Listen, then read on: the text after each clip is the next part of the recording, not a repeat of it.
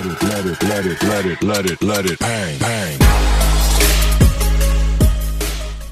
बच्चों, आपका हमारे चैनल पर स्वागत है। बच्चों, आशा करता हूं कि आप अच्छे होंगे।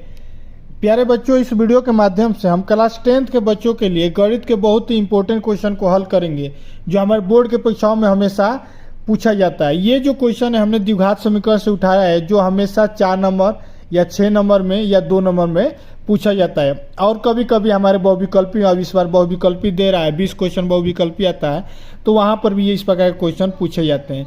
तो आइए देखते हैं कि किस प्रकार के क्वेश्चन कैसे पूछा जाता है और कितना इंपॉर्टेंट है। तो यहाँ पर देखिए, क्वेश्चन ये है कि निम्न द्विघात समीकरण के मूलों की प्रकृति ज्ञात कीजिए, यदि मूलों का अस्तित्व है तो उन्हें भी ज्ञात कीजिए।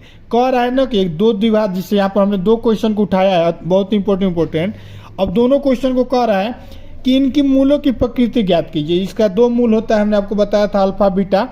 तो उनके मूलों की प्रकृति ज्ञात करना कि कैसा है, वास्तविक है या काल्पनिक है। अगर उनका अस्तित्व है, अस्तित्व में है कहने का मतलब यानी कि वास्तविक है। अगर वास्तविक है तो उनको क्या करना है, ज्ञात करना है। तो आइए देखिए, यहाँ पर एक क्वेश्चन दिया है 2x square minus 3x plus 5 equal to 0। एक दिया है 2x minus 6 plus 3 equal to 0। तो सबसे पहले हम आपको यहाँ बताते हैं, हमारे द्विघात समीकरण का व्यापक रूप क्या होता है। व्यापक रूप यही होता है ना, ax square plus bx plus c equal to 0। ये हमारा व्यापक रूप है, जहाँ पर b स्क्वायर माइनस 4ac, यहाँ से देखिए b कॉमन a और c दिख रहा है, b का स्क्वायर करेंगे अब माइनस कर देंगे 4ac। अगर इसका वैल्यू जो होता है उसी के डिपेंड करता है कि इसका मान कितना है, ठीक है।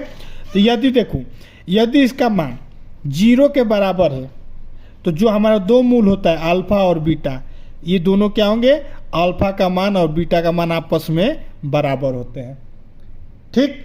उसी प्रकार बी स्क्वायर माइनस ए सी का मान 0 से अधिक आता है। 0 से अधिक यानी 1 2 3 4 यानी वास्तविक नंबर में कुछ भी आता है, पॉजिटिव आता है, तो अल्फा और बीटा का मान हमारा वास्तविक होता है। क्या होता है बाबू, वास्तविक होता है, ठीक। उसी प्रकार बी स्क्वायर माइनस 4ac का मान 0 से कम आता है, यानी -2 -3 -10 ऐसे करके आता है, माइनस इन्फिनिटी तक आता है। तब जो अल्फा और बीटा क्या है बाबू, अल्फा और बीटा हमारा द्विघात समीकरण के मूल है। एक्स का 2 वैल्यू आता है ना, जब हम लोग गुणनखंड करके विधि से निकालते हैं, तो वही एक्स और बीटा और अल्फा और बीटा हमारा क्या है, उसी के मूल्य है। एक को एक्स और वाई, एक्स का 2 मान है, एक को अल्फा से एक को बीटा से डिनोट करते हैं। तो यहाँ पर जो अगर 0 से कम आता है तो हमारा कंडीशन क्या होता है, काल्पनिक होता है, ठीक। तीनों कंडीशन क्लियर। कब, अगर 0 के बराबर होगा तो दोनों का मान बराबर होगा, अगर 0 से अधिक होगा तो वास्तविक होगा, और 0 से कम होगा तो इन दोनों का मान काल्पनिक होगा। अब इतना समझ गए। अब इतना समझने के बाद आइए सबसे पहले क्वेश्चन को चेक करते हैं। और ये देखिए, इसको क्या कहते हैं, सबसे पहले और देख लीजिए, बी स्क्वायर माइनस 4ac को क्या कहते हैं, विविक्तकरण कहते हैं। क्या कहते हैं, विविक्तकर कहते हैं।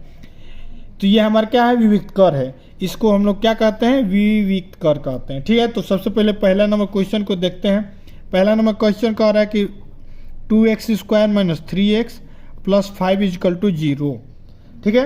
अब हमको इसको क्या करना है बाबू, अब इसका हमको देखना है कि सबसे पहले देखना है कि इसकी प्रकृति कैसा है, बराबर है, वास्तविक है या काल्पनिक है।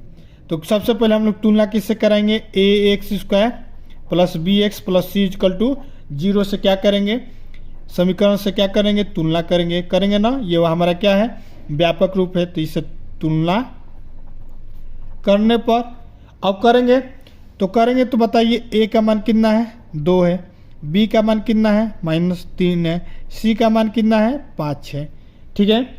अब हम लोग क्या करेंगे, यहाँ पर बी स्क्वायर माइनस 4ac निकालेंगे तो b का मान कितना है, -3 है, इसका क्या कर देंगे, स्क्वायर -4 इंटू a का मान कितना है, 2, c का मान कितना है, 5, यहाँ पर रख देंगे।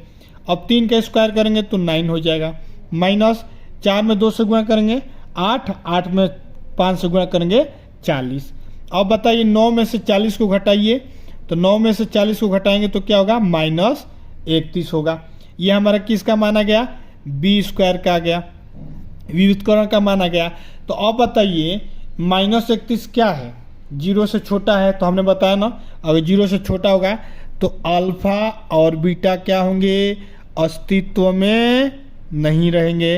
अस्तित्व इनका क्या है, नहीं है, अस्तित्व में नहीं है। क्यों नहीं है, क्योंकि ये माइनस में आ रहे हैं, यानी ये क्या है, अल्फा और बीटा का मान हमारा यहाँ पर क्या होगा, काल्पनिक होगा, काल्पनिक होगा। काल्पनिक को हम लोग इमेजिनरी कहते हैं, यानी इसे आई से डिनोट करते हैं। जब इसका हम लोग मान निकालेंगे तो उस वैल्यू में आई कहीं ना कहीं आपको दिखेगा। ठीक उसी प्रकार आइए सेकेंड नंबर क्वेश्चन को देखते हैं। सेकेंड नंबर क्वेश्चन क्या कह रहा है, अब देखिए सेकेंड नंबर क्वेश्चन दिया है 2x square minus 6x plus 3 = 0।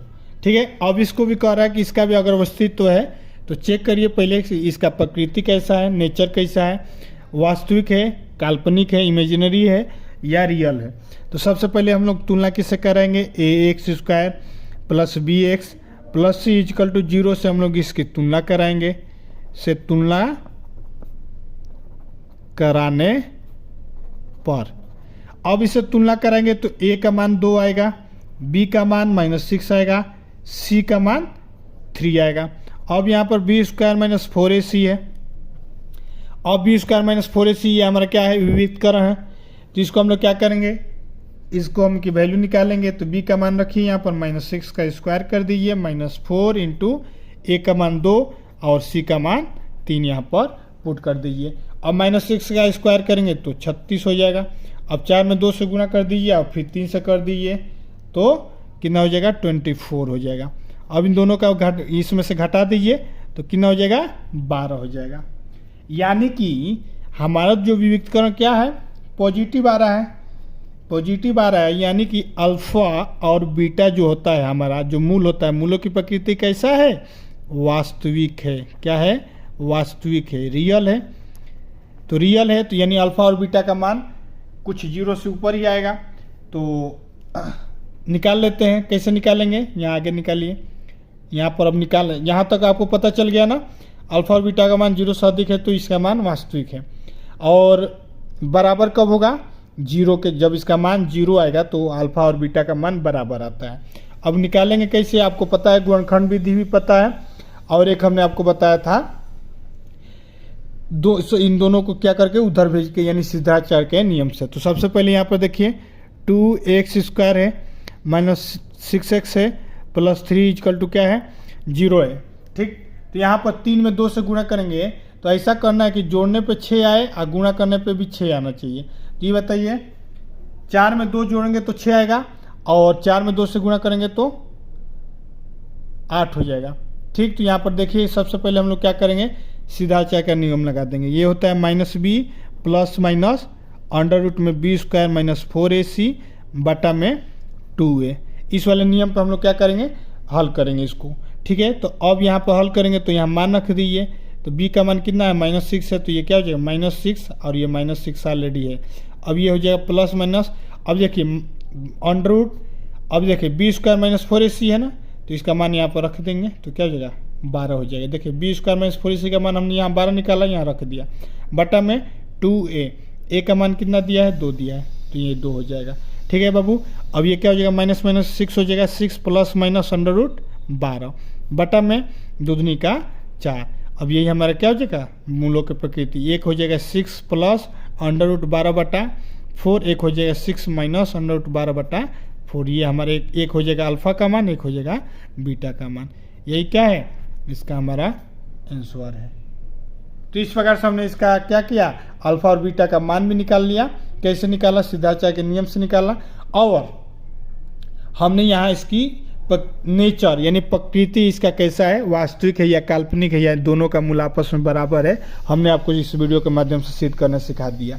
तो इस प्रकार क्वेश्चन हमारे बोर्ड की परीक्षाओं में बाबू बहुत ही महत्वपूर्ण होता है।